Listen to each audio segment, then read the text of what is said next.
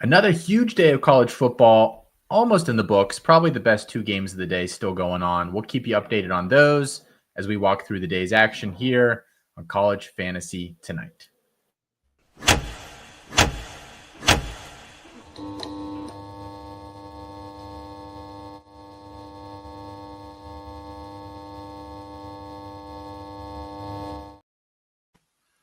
Welcome into College Fantasy Tonight, brought to you by CampusToCanton.com. As usual, Matt Bruning and myself, Austin Nace, here to give you guys our instant reaction to the day's slate of games. And as always, we do give the disclaimer that we reserve the right to change our opinions after we've had more time to digest. So with that in mind, Matthew, a few games that we're going to keep an eye on here. Obviously, the Oregon, Penn State, and Alabama-Georgia games still going on and are both still in the balance. So we'll definitely try to keep you guys updated. I'm sure Matt will be reacting involuntarily or otherwise as we speak. But let's get into some of the big games. I think we'll start with probably the biggest fantasy game of the day, Matthew, and that's San Diego State, Northern Illinois, which finished 6-3. Yeah. No, I'm mostly just kidding. I just was shocked when I was going through the box scores today. Yeah, thought it was not real. We had to put it on here. I was very confused when you put that on there. I was sitting in bed. I was like, why are we talking about San Diego State versus Northern Illinois? Now I know. Why that was put on there. We're not. But what a score line. We don't get a lot of those 6-3 ball games. All right. Ohio State, Washington, I think, is actually the game that we want to start with here, Matthew. 24-6 final, obviously in favor of the Buckeyes there as they visited the West Coast. I don't think it was a great offensive day for either team, although Ohio State really played a mistake-free football, and that was probably one of the bigger differences here on the day. Julian Sayin, 22 for 28 for 208 yards, 2 passing touchdowns. Bo Jackson, we're going to talk about this because it looks like he's the guy. 17 carries for 80 yards, had a 5-yard reception as well. Jeremiah Smith did Jeremiah Smith things, 8 for 81 and a touchdown out of him. Carnell Tate had 3 catches, 33 yards. Max Clark, 2 for 26. That was really the notable performances, we'll say, on the Ohio State side. For Washington, we kind of talked all week about this. Do you really want to roll some of these guys out there? And I don't think anybody really performed up to the level that you'd be happy with if you did play them this week. DeMond Williams, 18 for 22 for 173 yards. The pass rush was on him, man. Negative 28 rushing yards is huge for a guy like him. Ohio State did a great job on that. Jonah Coleman had 70 rush yards and 26 receiving yards. Desmond Roebuck, 58 receiving yards, actually led Washington on the day. And Denzel Boston, 3 catches for 26 yards. Matt, I think I want to start with Bo Jackson. I think that's the biggest takeaway from this game. He'd been gaining snap share, gaining opportunity share, but Ohio State really hadn't played anybody the past couple of weeks. This was the first real team that they've played in a while, and they were rolling him out there in all sorts of situations. I mean, I don't know where you have Bo Jackson ranked, but it might be too low. I mean, it really, really might. Good question.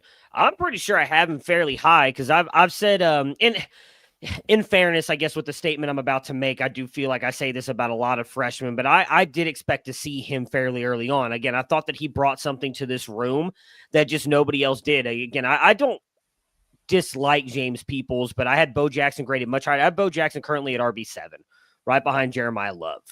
Jeremiah Love probably needs to get bumped up a little bit, at least above Nathan Frazier. But yeah, I've been high on Bo Jackson. I said, I'm pretty sure on the official, when we were kind of recapping the shows and definitely throughout the offseason, that I would not be surprised if by the end of the year, Bo Jackson was the leading running back for Ohio State. I did not expect it this early, though.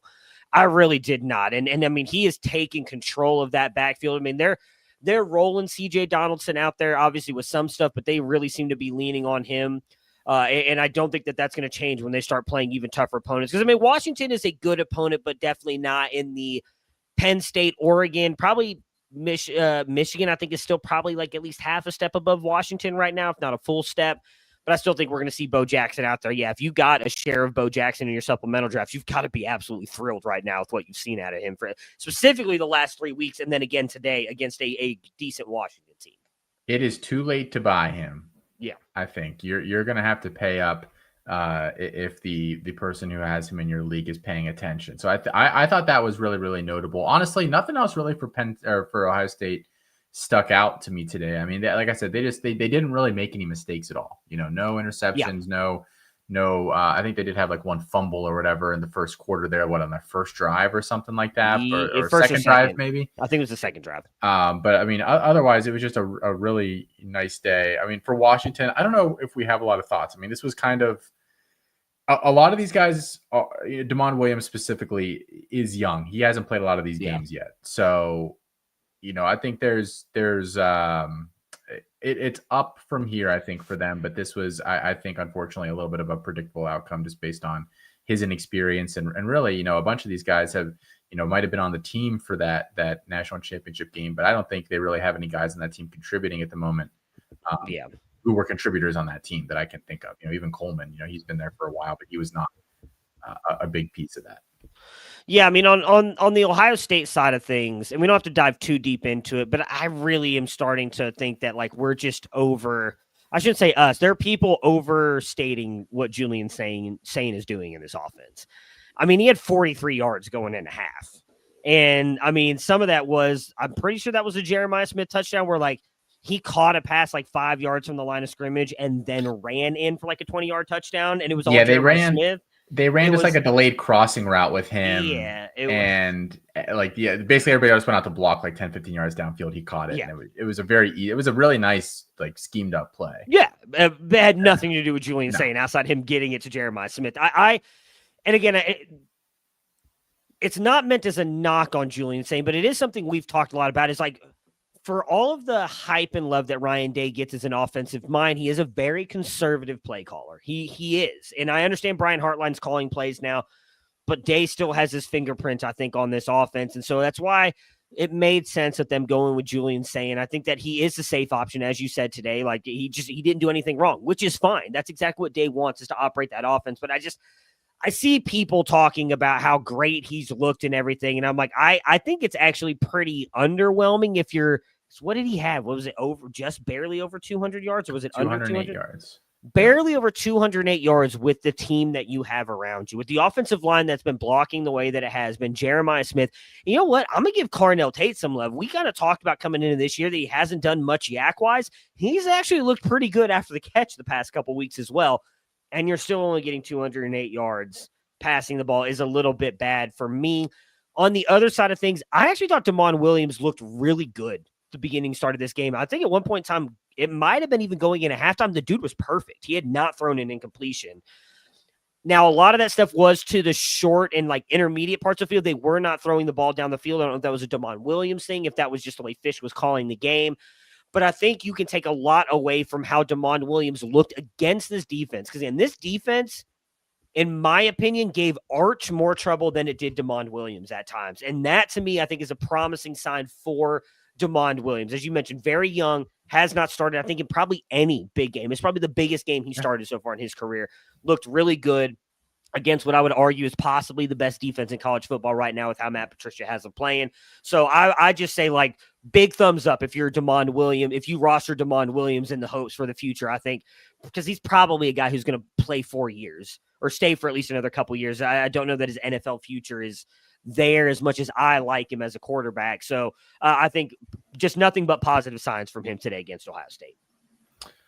Let's head on over to the LSU game. Matt, you had said that you thought Ole Miss was fraudulent, but LSU was fraudulentler. And I think that's pretty much what happened.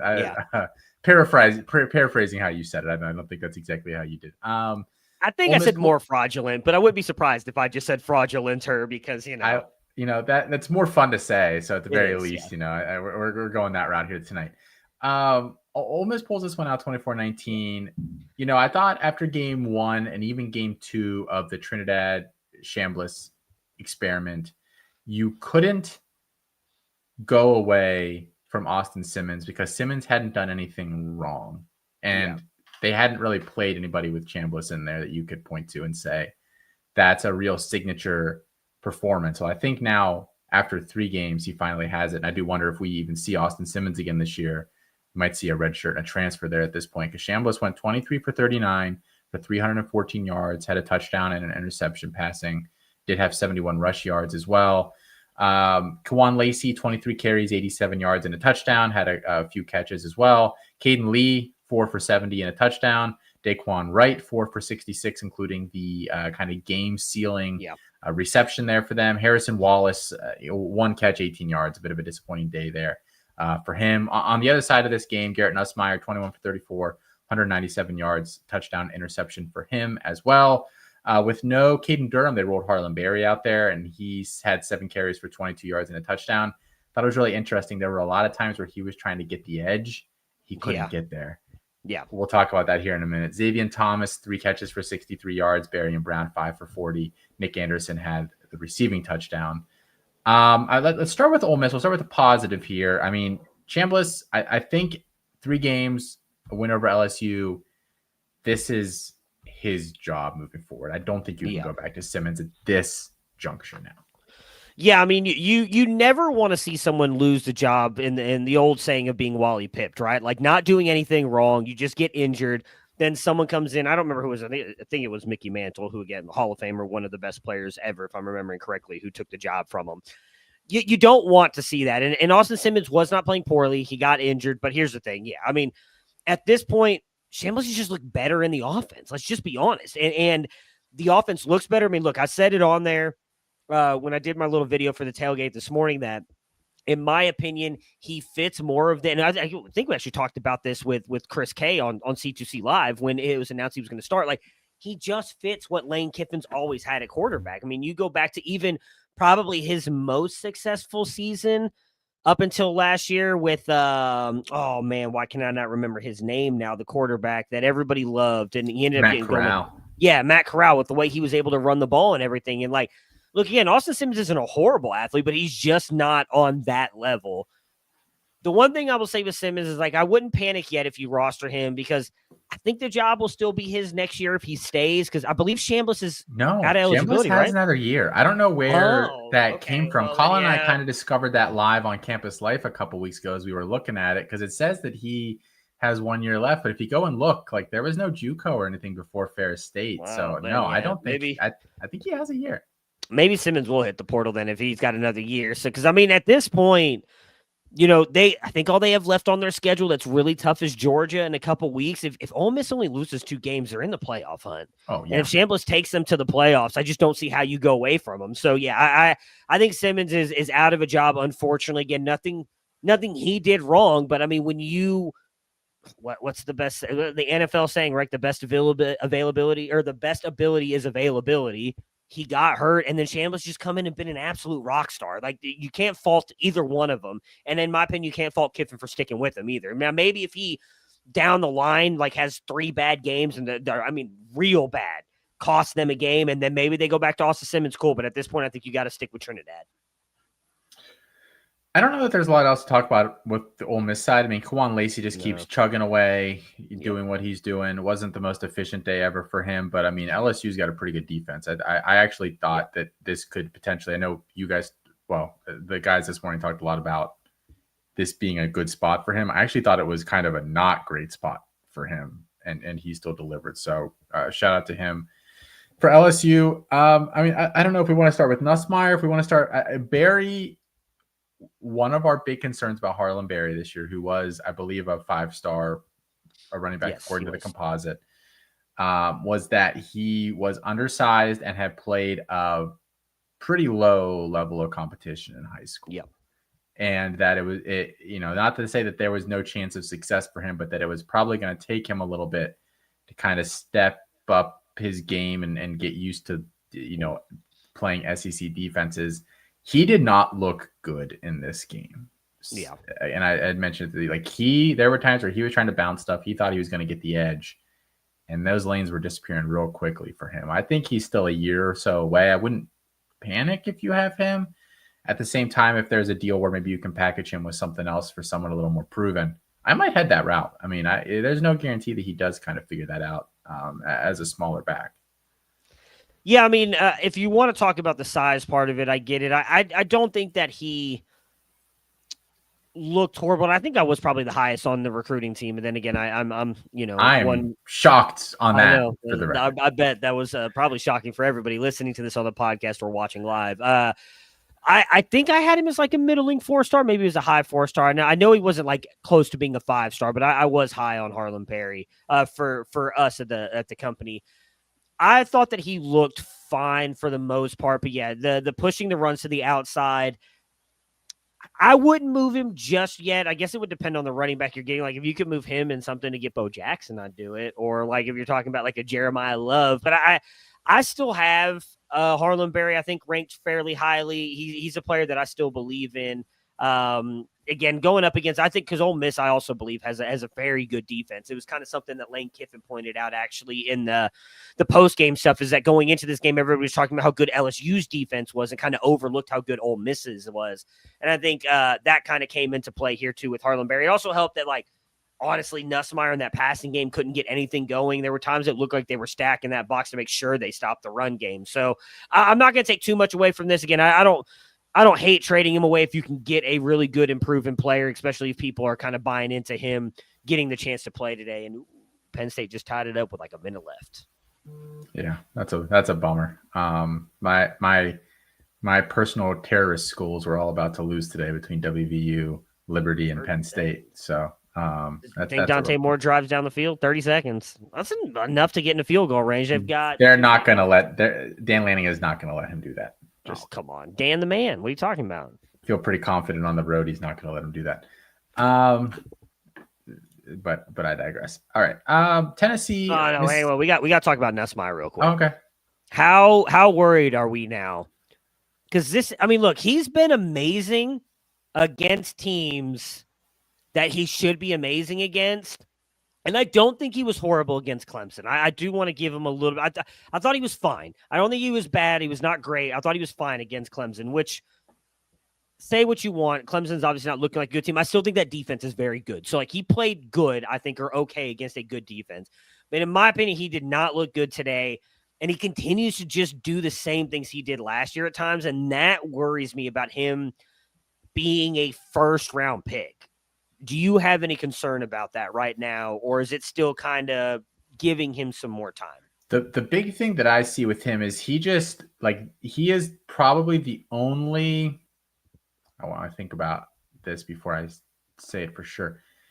I think that he is the only or one of the only quarterbacks in college right now that they've basically given the keys to the offense to, and he's given complete control in terms of checking out of stuff.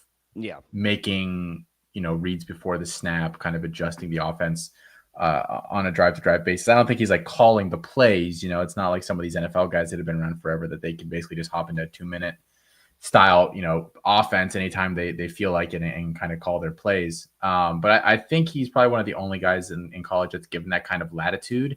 I think that's going to matter a lot when he gets to the NFL. That's fair. The big issue that I still see with him is he's late across the middle sometimes. Like throwing like back across the field. Mm-hmm.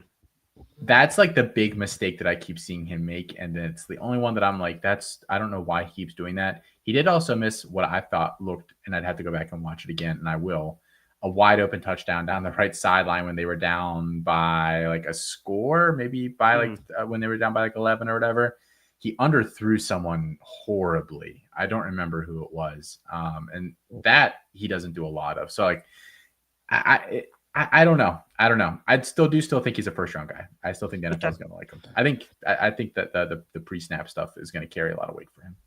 I mean, that's possible, especially if he does really good in the interviews. I mean, that is something a lot of people have talked about. Obviously, something I'm sure they talk about a lot in the pregame stuff is the fact that he is the son of a coach, a quarterback coach, done all this stuff. I mean, he knows the game of NFL, an NFL coach. Yeah. Yeah. So, I mean, he knows that part of it. So, yeah, I think if he does well in the interviews, that might carry him. I'm a ho, baby. Oregon's driving. Dan Lanning's letting it go. Dan the man, baby. Anyways, I would not be surprised if he does end up kind of getting possibly the first round draft capital because of that. They dropped it, dang, and I thought that was a catch. I forgot what I was saying. I got distracted by Oregon. I just want to see him play a little bit better. That I think is my biggest concern, especially because you're not getting any rushing from him whatsoever. Like he's going to have to do all this from the pocket if we want him to be a fantasy guy at the next level. Tennessee, Mississippi State. This is a game that went to overtime. Chris talked about it this morning. It was kind of a fishy line. He liked 7 or more, and it did wind up being a 7-point game here for the Vols. Yeah. For Tennessee, I think it's a pretty similar storyline to what we've had the past few weeks. Joey Aguilar threw for 335 yards, a touchdown through the air, a touchdown on the ground, did have 2 interceptions on the day. Deshaun Bishop led the running back room, 11 carries for 72 yards and a touchdown for him. Mike Matthews actually led them in receiving today, barely 6 catches for 118 yards. Chris Brazzell, though, right behind him, 6 for 105 and had a score there. I think these are the offense. I think we kind of know what it is. It's going to be consolidated between Brazzell, Bishop, and Aguilar. And some weeks you'll get Matthews, some weeks you'll get Staley, some weeks you'll get, insert other maybe third guy here. But this is kind of the offense. So if you've got one of those pieces, you're happy with it, and everything else probably not worth too much right now. Yeah, I did not get a lot of eyes on this game, but I did see some of the overtime stuff. Aguilar had a great pass to the back of the end zone. I can't remember if that was in the first or the second. I guess they finished it in 1 overtime, right? Didn't go to 2 overtimes. Is that correct? I do not remember how many overtimes it went to. I will be honest. I think it was only the one. I don't remember. It was either the final touchdown for Tennessee or the one that he threw in overtime. But I thought Aguilar looked exactly like what he has the past couple of weeks. The only thing I took away from this game is, I was a little bit concerned about a player like Fluff Bothwell making that move up, and he had a very good day today against a good Tennessee. Again, not the Tennessee defense of last year, but still a very good Tennessee defense. Yeah, I didn't lay out the Mississippi State stats here, but yeah, Chapin had 180 yards passing, 1 touchdown, 1 interception. Bothwell was one of the notes that I wanted to make here that I didn't expect him to make the step up quite as well either, but 134 yards and 2 touchdowns for him. That's a great day. Devon Booth, 17 for 58 and 1 on the ground as well. Then receiving wise, it was, nobody had more than 50 yards. Aiden Williams had 49. Sadu Traore had the receiving touchdown. Brendan Thompson and Anthony Evans, the guys we got really excited about a couple weeks ago, each had 33 yards. So I don't know if there's a lot to say about Mississippi State. Quite frankly, I don't know if there's a lot to say about Tennessee either. I think the big discussion point for Tennessee the rest of the year is just going to be Chris Brazzell, I think, and what we're doing with him and how we're valuing him. Do you think he's a top 2 round kind of NFL draft pick guy? I don't think so currently. I haven't gone in and looked. I've watched Tennessee this year, but haven't specifically gone in and watched him. And I think you guys were talking about him in the Devi chat today. I didn't get a chance to read, or might have been the other day. I think Mike Mike and Justin were talking about him. I didn't get a chance to kind of read what they were saying. Obviously, I think our Devi team is arguably the best, if not the best in the industry. So I really respect what a lot of those guys think. I didn't get a chance to go in there and see what they were saying. But like I said, I haven't had a chance to sit down and actually watch Chris Brazzell. I've just kind of watched Tennessee. I would say maybe a round 3 pick if you want to go day 2 guy, but I would think right now I'd still probably lean toward a day 3 guy is what I had him coming into the year. I don't know that I would change my mind yet based on what I've seen. I wouldn't advocate for him as a round 1 guy, but all I'll say is that there's really only one tall wide receiver in this class worth a damn. That's Denzel Boston. So if the team is looking for a big wide receiver on the perimeter who can go up and get the ball, that might inflate his draft stock by maybe a round more than it should. I think testing is going to be a really big thing for him as we get to the pre-draft stuff. USC Illinois, Matt, and you want to talk about people that are fraudulenter. Lincoln Riley to you might be fraudulentist. Drops another game to ranked opposition here with a last-second field goal that put Illinois over the top. For USC, Jaden Mayava, it's pretty crazy. You watch him, you don't think he's playing that well, and then you get to the end of the game and he's got 350 yards, and that's kind of what happened in this one. He did have 364 through the air and then 2 passing touchdowns. Wayman Jordan, 20 carries for 94 yards, 2 touchdowns, had a couple of receptions as well. I thought he looked pretty good. Not quite as good as Mekhi Lemon, though. 11 catches for 151 yards, 2 touchdowns. Not a new thing per se, but some way that they've used him this season, a lot of back shoulder stuff, and he's dominating in those opportunities, which I think is notable. Jacoby Lane, 4 catches for 39 yards. On the other side of things, Illinois, Luke Altmaier, 20 for 26, 328 yards, 2 passing touchdowns, and did have a rushing touchdown as well, was more or less flawless on the day. Caden Fegan, 14 carries for 60 yards and had a receiving touchdown as well, 67 yards through the air. And then they spread the ball out pretty evenly everywhere else. Khalil Valentine also had 8 carries for 60 yards. Colin Dixon had 90 receiving yards. Hank Beatty had 81 yards. I believe Justin Bowick had the touchdown or one of the receiving touchdowns for them. Illinois, a really nice bounce back after getting crushed last week. And actually, we don't have Indiana, Iowa on this thing to talk about today because it wasn't a great game, but Indiana kind of came back down to earth. Just thought that was interesting. Mm-hmm. But I mean, yeah, shout out to Illinois for that one. And, USC, it was really funny because we talked about hypothetically how they hadn't beaten anybody yet, and how when we were doing our top 25 rankings on C2C Live this week, I was like, well, I have them ahead of Notre Dame, but realistically, do I think they're better than Notre Dame? No. And then they went out and did this. So perfect timing there on their part. But I don't know, thoughts on anything here from this one? I mean, with USC, yeah. I mean, that puts Lincoln Riley now, I believe, at 4-11 against ranked opponents. So again, I tweeted out overrated. I said last year I thought he was on the hot seat. I still think that he probably could be fired at some point. Again, you just can't lose those games. I get it. I think there's a 0% chance that he gets fired because of how good next year's recruiting class is right now. I mean, that's possible. They're probably not going to fire him with as much money as they paid. And USC has been arguably at least more relevant in his time being there than they were before he got there. So I understand them not firing him, but and I know Chris K kind of brought this up, it kind of is what it is. You joined the Big Ten Conference, you knew what you were signing up for. I'm not wanting to make an excuse for them, but I do still think it's hard to travel from, California all the way to Champaign, Illinois, and play an 11 o'clock or 12 o'clock Eastern time kickoff when that's 8 o'clock in the morning, body clock time for you. That's not an easy thing for them. And I don't want to give them the excuse because they still had the better team, in my opinion. They still should have gone out there and won the game. And I mean, you talked about Makai Lemon. You realize that they don't call that holdback. He would have had over 200 yards and 3 touchdowns. An incredible game. I think that we should be talking more, in my opinion, about this wide receiver class as a 1A, 1B with him and Jordan Tyson. It seems like everybody's just saying Jordan Tyson's the number one because he has all these big explosive plays. And I think more people are watching Arizona State also because of Sam Levitt and just a fun offense to watch. But if I'm being honest, Makai Lemon is, in my opinion, at least a 5 times, if not 10 times better route runner than Jordan Tyson is. And his ability to get open, in my opinion, all over the field and be used all over the field is better than Jordan Tyson.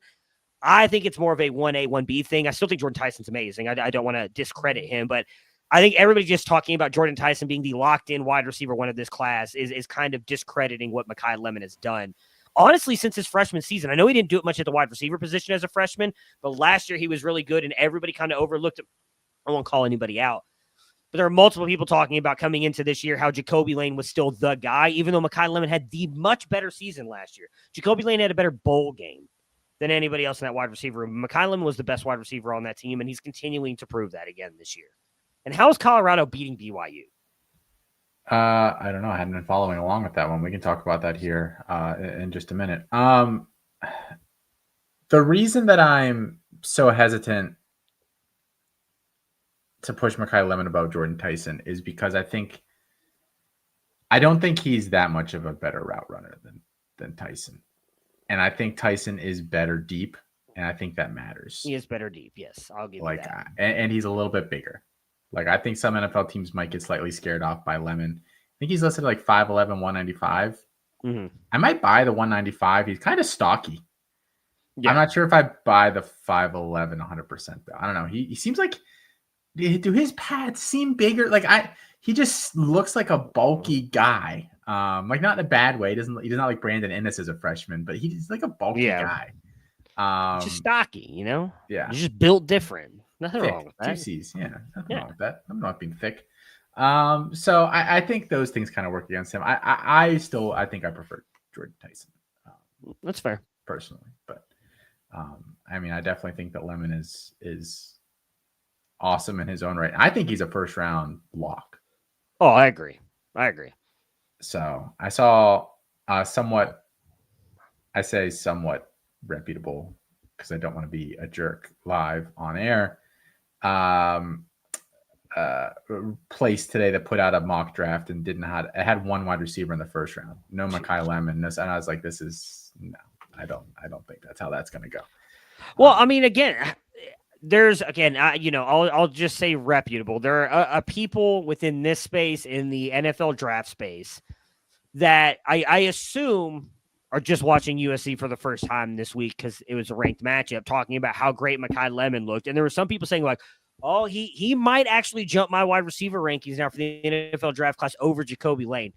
Why is he not over Jacoby Lane already? He should have been over Jacoby Lane last year. And again, that's why I dislike some of the NFL draft community, because they just don't watch enough college football. They don't, in my opinion, know what they're talking about until May rolls around and they actually start watching prospects or whatever it is. But Mekhi Lemon, I think, and that's kind of what I was talking about, is everybody talks about, well, Jordan Tyson's the locked-in one. That's fine if you want to have him as the one. I don't disagree with that.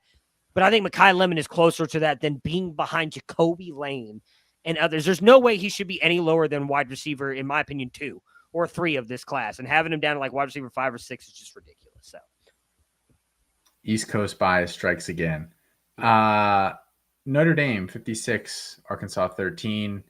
I saw somebody tweet out, I thought this made a lot of sense, that because Notre Dame lost those first 2 games, they've got to rack up some style points, and that is kind of what this game felt like, because they really didn't take the foot off the pedal until late in this one.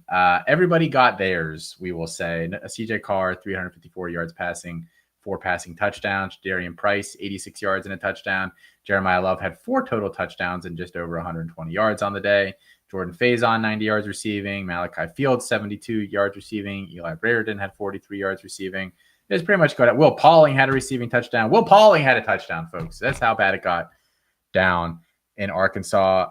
And for Arkansas, the big 3, Taylor Green, 207 passing yards, 81 rush yards, no touchdowns, 1 interception. Mike Washington, no fumble this week after costing them the game last week against Memphis, 63 yards rushing for him. Omega Blake, 6 catches for 73 yards. I don't know. I don't know if there's a lot to really react to here overall. I mean, I think while I've been pretty staunch that I don't think Jeremiah Love is a first-round running back, I don't really think anybody's a first-round running back, though, in complete fairness. That these are the kind of performances that make people very, very excited for him.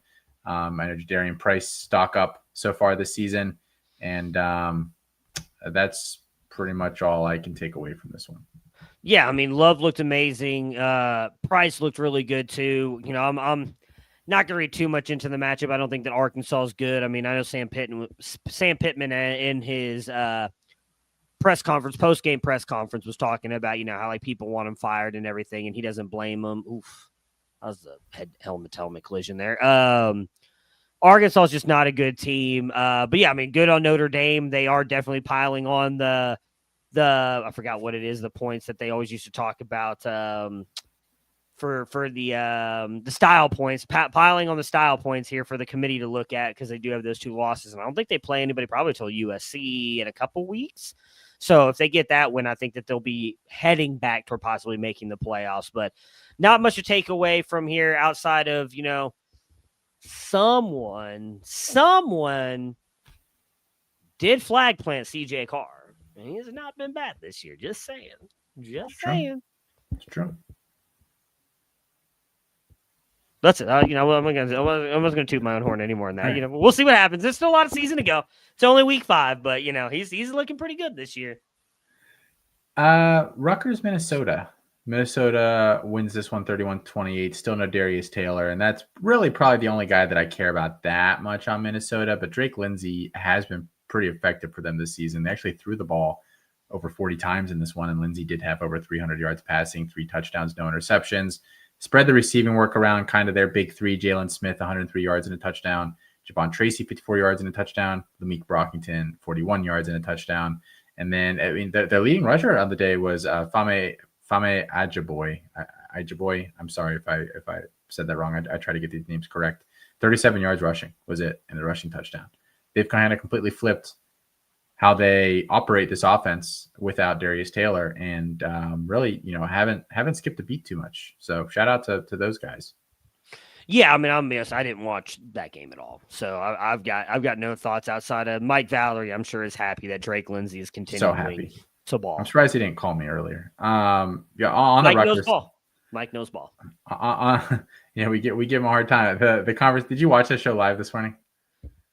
No, I know Felix jumped on there. That's all. I did not. I didn't get a chance to watch it. They had not pre-screened Mike's Oh thing. boy. Corey was like, "Oh, this is gonna be," or Chris said, "This is gonna be Kimmel all over again." But no, it was good. On the Rutgers side, just real quick, Calic Manis, 250 yards passing, has actually looked pretty solid this year. Shout out to him. He looked totally lost a couple of years ago. Antoine Raymond, 161 yards and 2 touchdowns on the ground for him. And then the big kind of 3 receivers for them, KJ Duff, 84 yards and a touchdown. DT Sheffield, 74 and a touchdown. And Ian Strong had 5 for 46. Over to North Texas. North Texas wins this one against South Alabama 36-22. I don't know that there's a lot to actually talk about in this game, except for one player who I want to chat about with you, Matt. On the North Texas side, just statistically real quick, we'll give the rundown here. Mestamaker, a pretty conservative day for him, 234 yards passing, 2 total touchdowns. Miles Coleman had 37 yards receiving and a rush touchdown. Landon Sides, 1 for 11. They're doing that thing where they just spread the ball out like crazy this year, making starting any of these wide receivers fairly untenable, unfortunately. But Caleb Hawkins, true freshman running back for them, 16 carries, 140 yards, and 2 touchdowns. He also had 2 receptions for 78 yards and a touchdown. He kind of had that big blow-up game last week. Yeah. And I wanted to see him do it again. Last week he had 13 carries against Army for 99 yards and 4 touchdowns. And then he went out and did it again. I guess the staff there loves him. He might be the biggest pickup in C2C leagues this year if he's hanging, or this week if he's hanging around out there, quite frankly. Yeah, well, as you mentioned, 99 yards last week. He also had like 4 touchdowns last week, didn't he? I did also say that, yes. But yes, did you? Sorry, the Alabama game. I'm trying to see if Alabama's about to put this away, but yeah, I never hold it against you during the show. Wasn't bad, I don't think, either the week before. I don't remember who they played. I know one of the weeks they played like Lamar. I don't remember if that was the second week or first week. But yeah, I think if he's available, I'd imagine in leagues with like no waiver wire restrictions or anything like that, like unlimited pickups, he's probably picked up already. But if he's not, I would spend a healthy amount of my fab at this point. Probably all I have left to get him, because I don't see any reason why they wouldn't keep handing him the ball again. As you mentioned, true freshman. I believe he's like, according to their website, because I just pulled his thing up, listed at 6'2", 200. So, I mean, he's a big boy. I would imagine will be able to be very good for North Texas if he stays there. That's ball game. Wow. Good for Alabama. I imagine he'll be very productive for the next couple of years. Yeah, let's touch on that Alabama game. Did it? Oh, there's still it's still going. There's a minute left, but I mean, Georgia's got no timeouts. They just got a first down, so that for and outside of, I guess, I'm fumbling, all things considered, that should be game right there. Let's hop into it real quick then. I'm just trying to read these off live. I hope these stats are correct. Ties are on the day. It looks like Alabama's going to win this one against Georgia, 24-21. Ty Simpson, 269 yards passing, 2 passing touchdowns. Also had a rushing touchdown. Jamorian Miller is the leading rusher on the day. Man, this rushing game is going to end up being a problem for them somewhere down the line. Maybe not today, maybe not tomorrow, but I do think there's going to be a game where they're going to get in trouble with that, because there's just, Jeremy Bernard averaged 4 yards a carry, and everybody else averaged less than 3. Not great there. Receiving wise, Isaiah Horton, 5 for 65 and 1. Ryan Williams, 5 for 43. Lotier Brooks, 2 for 40. Broke your 1-0. Go Lotier Brooks. Jeremy Bernard had a receiving touchdown as well there. Fairly, what looked like it was going to be a high scoring game early, really settled in there for them. On the other side of things, Gunnar Stockton had 130 yards passing and a pass touchdown. Everybody and their mother had a rush attempt for Georgia. 1, 2, 3, 4, 5, 8 players had rushing attempts. And Colby Young had the receiving touchdown. I don't know, thoughts on this game as a whole. I was kind of watching this one and Penn State a little bit, with more focused on the Penn State game. But I mean, I think Ty Simpson looked good again, Matt. He looked okay. I think he's mid. He's when better do I than get mid. when do I get my home field shirt? I have to wait the end of the season for that. What was the bet? I forgot what it was. A Keelan Russell's game started, right? Wasn't that? Yeah, it was only like 3. We got time. Ty Simpson's not been that good. He looked fine today. He did look fine. I mean, 276 and 2, no interceptions, was very good. Did Oregon just end the game? No, because Penn State gets to. No, it's over. Sorry. Shut up. I'm 30 seconds behind you. I mean, they're like all on the field celebrating already. I thought, we're at that part. Dan Lanning's hugging police officers and everything. Is it over now? You want to ruin more games for me, or you? What no, else I think is going that's on it. right now, I mean, Alabama just ended too, so you already knew that one. Thanks. I just don't know what happened. I see Alar's all upset, so did he throw another interception?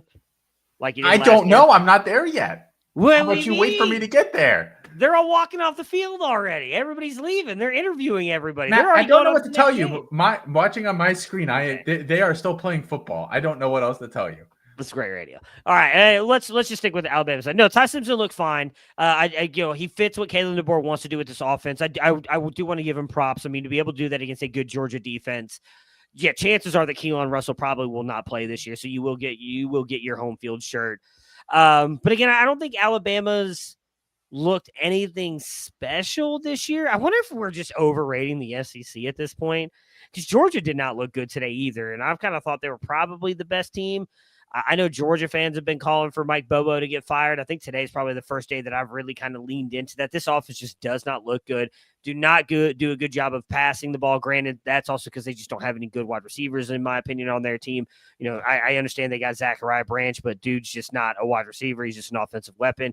You obviously mentioned the running attack as well, with everybody on the team getting rushing yards and carries. Like, Georgia's got to get this stuff figured out if they ever want to get back to winning a national championship again. But, I mean, good on Simpson, good on Alabama. They got to get their rushing attack figured out as well.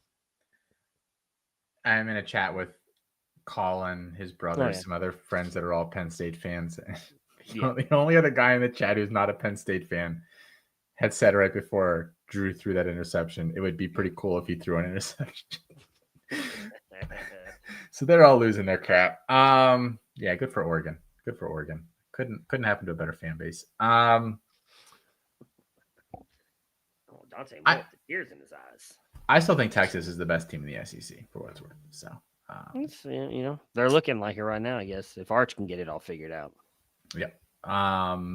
So that TBD on that. Baylor, Oklahoma State, the next school on here, and then we will hop over to that Oregon game. 45-27 for Baylor. But Oklahoma State showed a little bit of a pulse. I'd be interested to see what they look like once Hosseini comes back. I'm not saying I think they're going to be good, but again, pulse better than dead, which is where they were a week ago with the firing of Mike Gundy. For Baylor, I mean, man, Bryson Washington has been good this year, but they're really leaning on Sawyer Robertson. Yeah. Almost 400 yards and 4 touchdowns plus a rushing touchdown again today. They're spreading the ball around. Another offense that's not just hitting one target. Josh Cameron had just short of 100 yards. Cole Wilson, 76 and a touchdown. Michael Trigg, 62 yards receiving.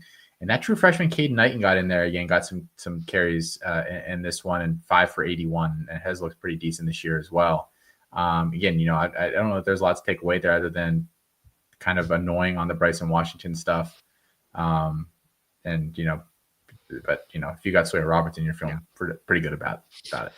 Yeah, I mean, look, I know some people are on the Robertson high NFL draft capital train. I don't know that he's not going to get drafted in the first round. I don't know that he'll get drafted day 2 either, but I could see him going into the NFL and being a backup and maybe being one of those guys you'll start every once in a while. It's been really good for Baylor this year and a lot of fun to watch. So, God, I just love the surrender Cobra stuff over here for Penn State fans. It's so great. Well, let's head over to that game and touch on that one here. A game that looked like when we originally said we were going to go live at like 10:15. This game looked over at that point. I think they had just gone up by 2 touchdowns. Oregon had. Penn State really had, I don't even know if they had 100 yards total offense at that point. And then they scored those 2 late touchdowns to push this game to overtime. Ended up both teams score overtime 1. Oregon scores in overtime 2, gets picked off on the 2-point conversion, and then right away, I believe the first play, Penn State throws the interception to end it. Statistically, just real quick here, Dante Moore, I will start with the winning team, 248 yards passing, 3 passing touchdowns, had 35 yards on the ground as well. And they actually used him as a rusher in some situations, which I thought was interesting. I didn't know that he really had that in his bag too much. On the rushing side of things, I want to circle back on this. Matt De'Ara Hill got the most carries and looked the best on the day, 10 for 82 for him, and had a couple of receptions and receiving touchdown as well. Receiving wise, DeCorian Moore led the team, 7 for 89. Gary Bryant Jr., 6 for 55 and a touchdown. Kenyon Sadiq, 6 for 49. Did look like he got injured at the very end of that game in the first overtime. So we're going to have to, or at the very end of the regulation. So we're going to have to keep an eye on that, see what his status is. But I think that's kind of all the notable stuff there for Oregon. For Penn State, Katron Allen had a touchdown. Devontae Ross had a couple of touchdowns as well. Drew Aller, 137 yards passing, 2 touchdowns and interception. I said it during the game. I'll say it again now. This team, the staff does not trust Drew Aller. They just don't trust him at all until they absolutely have to. I don't know if it's just like if it, which side of the whatever the trust issues, can be attributed to, but they don't trust him. I think it's pretty obvious. It's the most conservative, bland, vanilla game plan I've ever seen week in, week out. Yeah, I tend to lean more toward it's Franklin. I've said that before. I think I said in the preseason, or it may have been the offseason last year, and going into this preseason, I really thought Drew Aller should transfer out. Because I still think he's got the talent. Like, I just watched the replay of that, and I don't know how much of that interception is on Drew Aller. That linebacker just made an incredible play on the ball. For him to get up there and get that catch, I don't think that was like just a really bad throw by Aller there. But on that drive, for them to drive down the field and tie the game, they were running like a fast-paced offense and allowing Aller to run it. He looked good. He was making a bunch of those throws that we fell in love with Drew Aller with. So, I don't understand why Franklin doesn't allow him to open it up more. Again, there was a press conference about that last year where I think a reporter asked him something to the effect of, are you guys ever going to let Drew Aller just kind of let it rip and throw the ball deep down the field? And James Franklin was like, no, we're not trying to get turnovers here. Like, you realize that you can't just play a vanilla, bland offense and win. Like, sure, you're going to win some games, but you're never going to win a national championship. And I know 4 for 21 against top 10 opposition under James Franklin. Well, you know what, though? The funny thing about that is, and I don't remember if we had this talk on the show, or if it was in our Slack channel about me saying, like, in my opinion, if I was Penn State, I'd be looking somewhere else for a head coach. And everybody brought up, like, hey, well, they're not going to do it because look at how successful he's done. And this is kind of like Penn State's level. But, like, is that all you want to be? I don't understand that part, but sure, cool. He's been successful. Was he beating Ohio State, Michigan, like 3 times in like the last 10 years or something like that? Like, it's just, I don't know why when you've had some of the talent that they've had that you don't try for something better. But I think it's more on Franklin than it is Aller that he's not progressed a single bit since entering college. Matter of fact, I think you could argue he's degressed. Like he has gotten worse since his time in college. I believe the word you might be looking for is regressed. Regressed. But Okay, whatever. I like degressed. I like that more. We're just making up words today. That's what we do here. I don't think he's gotten a bit better. Yeah, I agree with you. I don't know that he's gotten worse, but I think. And I think they have so here's, now that we're almost a year and a half, 2 years into this thing. I think Andy Kotelnicki is a real cool offensive coordinator at a school that has a talent disadvantage week in, week out. It's got to do some weird shit to keep themselves in games. Yeah. I think if I'm supposed to be a front runner, Andy Kotelnicki has no business calling an offense at a school like that. I'm just going to go out and say it here. Yeah, it's fair. I mean, the thing is with Kotelnicki, and again, why I feel or it's hard for me to blame him is because this is the same offense we've seen from Penn State for years, and the only consistent part of that has been Franklin. They've and granted, sure, if you want to go back to, for the life of me, I can't remember who it was right before Drew Aller, but like Sean Clifford, who's the other one that Who's the other guy that was there before Sean Clifford? I know Clifford was there. It felt like was there for like 10 years, Maybe but forever. it's not like either one of those guys were the passers that Drew Allard had the ability to be. But again, this offense has just looked the same. Like it's all safe throws. We don't open up. Like, look, I bag on Ryan Day all the time about him being a conservative play call. At least every once in a while, he opens up his bag and lets him go deep. Franklin, like, I swear, is going to have a heart attack if they throw the ball more than 10 yards. All right, let's talk about some of the games. We don't really have any big ones left on the thing here, so we'll just touch on them. Hawaii gets a big win against Air Force. Notable, Alejado back, probably about as healthy as he's going to be rest of the year. 450 yards passing, 3 passing touchdowns.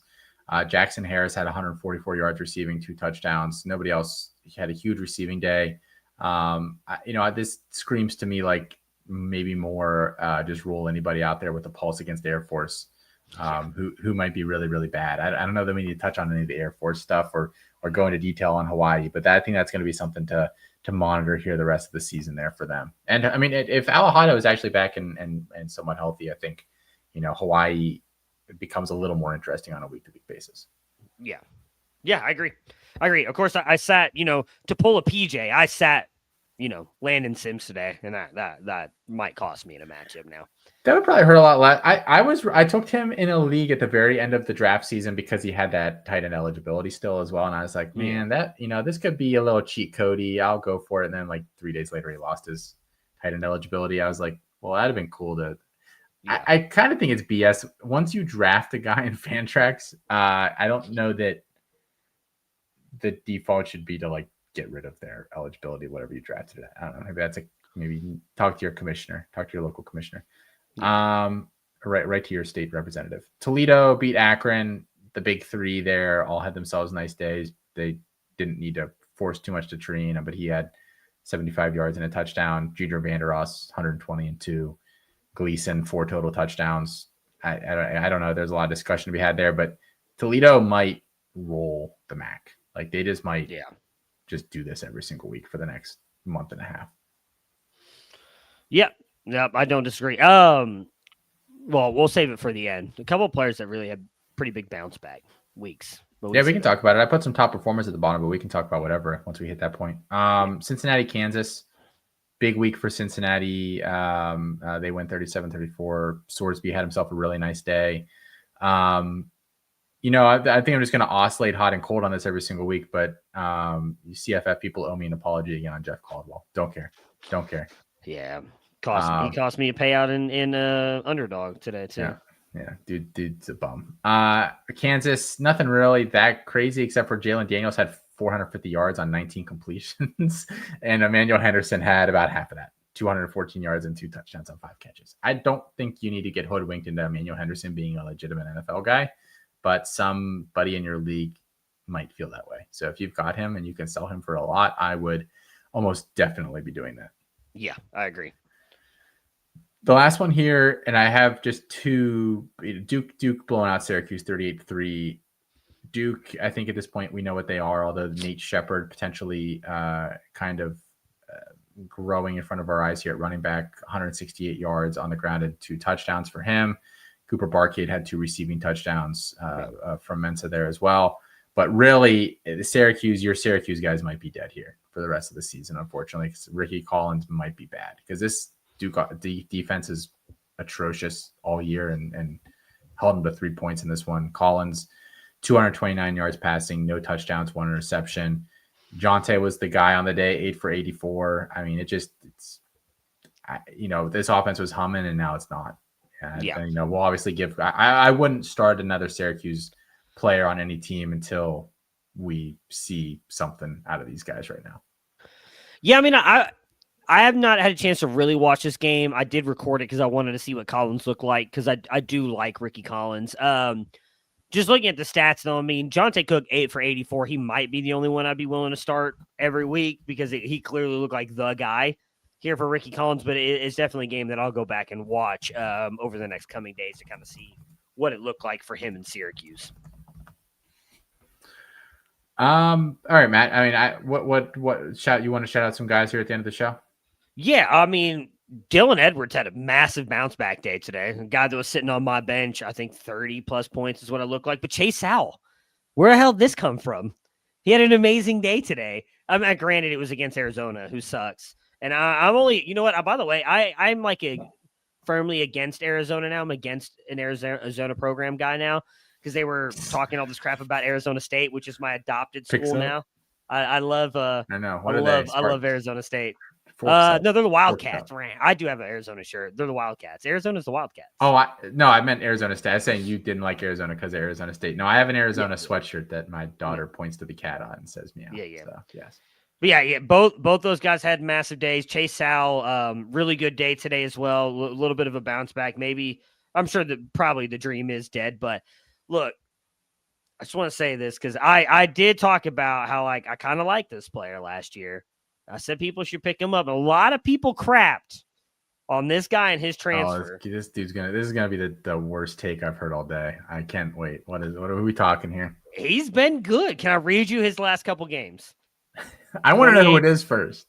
28 points, 22 points, 38 points, 36 points. Is it their Brendan Lewis? Oh, Brendan Lewis. Brendan Lewis has been good for Memphis, which sucked because I loved Arrington Maiden. I thought Arrington Maiden was going to be the guy. But Brendan Lewis has looked really good. I mean, look, right now, to pull a Felix here or Mike Valerie, who loves to talk about the league of record on that Devi show when he's doing good and he's not doing it right. Your boy's 3-1, and a lot of that's because of Joey Aguilar and Brendan Lewis right now. Brendan Lewis has been absolutely amazing for Memphis and for your fantasy teams. The tough part is Memphis has not played and will not play anybody. That's fine. That's the whole point. So yeah, I mean that I was about to say, like, wait till Memphis plays somebody. They don't. Tulsa, UAB, USF. They played Arkansas and they won. What are you talking about? He had 30 points. Arkansas is. That's what they're an SEC school, awful. Austin. I'm told that it matters more in that conference. So I don't know what you're talking about. 36 points last week against Arkansas. I mean, again, say what you want. Sure, they're awful. They're better than a G5 school. They still play pretty good. Defensively, I'm not so sure. Well, they're real bad. They're real bad. I had to have Moxley read me some of their defensive advanced stats. Cam Cook was the other one. That dude has been, look, he didn't work out. Week? He had 20+ points again. He's the number 4th ranked running back right now on Fantrax. Like, he may not have worked out at TCU, but dude's killing it at Jacksonville State. Like, he's been absolutely amazing. I should have flag planted him instead of whoever. He wasn't even their leading rusher today. He had a great day today. What was his points here? I just looked at it a minute ago. 25.4? Was that today? Yeah. 25.4. Yeah. Yeah, had led him in receiving though. He's been really, really good for him. Who did I flag plant at running back this year? Because that's what I wanted to flag plant, but I was like, I can't just do my guys all the time, even though it's worked out for me. I would have to go back and look. I do not remember. I'm pretty sure it was Cam Cook. We're just gonna pretend like it was Cam Cook. Gavin Sawchuk was getting some run the other day. I know. Felix called me about that on Friday. We were talking about it. He's like, "You watching the game tonight? Your boy's been pretty good. He's holding out. He's holding off Chrome." I was like, "No, I'll be watching the Arizona State game." That's what I thought my boy was that you're calling about. I've not watched Gavin Sawchuk. Well, look, hey, never wrong, just early. That's what I was going to say about Brian Kelly. We were not wrong about that being a horrible hire for LSU. We were just early on it. That's all it was. I mean, he hasn't bottomed it out, so. That's a little better than I thought it might go there for them. But isn't being just in the middle worse though? Don't you want to just bottom out so you can rebuild or be at the top? I feel like being in the middle is because it gives you enough hope to believe something's actually going to happen, but nothing ever happens. You just stay in the middle. I don't know that it's much better in college football where there's no first overall draft pick. Well, the problem is he keeps losing his first overall draft picks after he gets them. He had Underwood, he had Tristan Keys, and he's lost both of them. He had Decorian Moore, too, at one point, I believe. Jeez, dude, that just makes it even worse. If I was an LSU fan, I'd be pissed. But yeah. I don't know. I don't have to worry about that. Ryan Day gets everybody to stay, so I don't have to worry about that. Yeah. Yeah. All right. Somebody just dropped a comment. Oh, please discuss Malachi Nelson's stat line. I feel like Sharp says. I heard it wasn't good, but I would be lying if I said I was following. Yeah, I did not watch UTEP. Oh, well, there's still a whole quarter left, so why are we holding this against him? He's only got 68 yards, but that's probably about as much as Drew Aller had at this Hey, yeah. Well, I mean, what does that matter? Julian Sain had 43 yards in the first quarter and got to 208 by the end of the game. So plenty of time. Yeah. Calm down there, time. one Felix Sharp. We got plenty of time. Let's see here. He's only passed the ball He's only passed the ball 30 times. Let's get him to 60, all right? Let's see what it looks like then. Calm down, Felix. Who threw Kate Klubnik threw 60 passes last week. Yeah. Oh, I know. Yeah, because everybody's going to try and tell me he had a great game because he threw the ball 60 times and barely managed 300 yards passing on 60. Oh, it's just ridiculous. Anyway, we're not going there. They're off this week. He we're has not going to test Clemson. He has 9 yards rushing too, so let's also. He has 3 interceptions. I just saw that. Not great. Look, everybody has bad days, Felix. It is what it is. Not everybody can be perfect. 10-3 game. We're not quite in San Diego State, Northern Illinois territory. That's how we started off the show here tonight, but we're close. I was trying to pull up his game logs here. He wasn't horrible last week, was he? He had a good game like week 1 or week 2, and then it's been he's been good for the most part. 400 yards against ULM, 200 against Texas, 200 against that Texas defense. This is more than Julian Sain had. How many throws did it take him to get there? 36. It's actually fewer than I thought you were going to. 66% completion percentage. He didn't have any touchdowns, but pretty good QBR rating and everything too. What did Julian? I'm gonna look up what did Julian Sain do against Texas. That's a fair, that's a fair comparison here. Everybody talking about Julian Sain being the next best quarterback of all time here in college football. Where's that Texas game at? There we go. Box score: 126 yards for Julian Sain in his first game. Malachi Nelson doubled him. Felix, stick that pipe and smoke it. Coming in here hating on Malachi Nelson. I didn't know we were still defending him. Oh, I unplugged my headphones. I didn't hear anything you just said. That's fine. Okay. Right. Cool. Well, on that note, I think we're gonna get out of here. Yeah. Thank you guys for tuning in here. Hopefully you caught the tailgate here this morning as well. Tune in with us again next week, and you know what? Tune in with us throughout the week. Check out the Campus to Canton podcast feed if you're not doing that. Shows drop, I think, every day throughout the week. Kind of catch you up on everything going on college football. Get those lineups set for next weekend because we're already looking ahead to week 6. We will be back with you guys next week, or at least I will. Matt, you're going to be away, right? Yeah, I'll be in London. Hey, special guest coming on the show Wednesday. Yeah. So that'll be fun. Turning to C2C Live. Exciting. I'm excited. Right? I'll be waking up at 2:00 in the morning to watch you guys. Tune in. Yeah, exactly. All right. Good night, guys.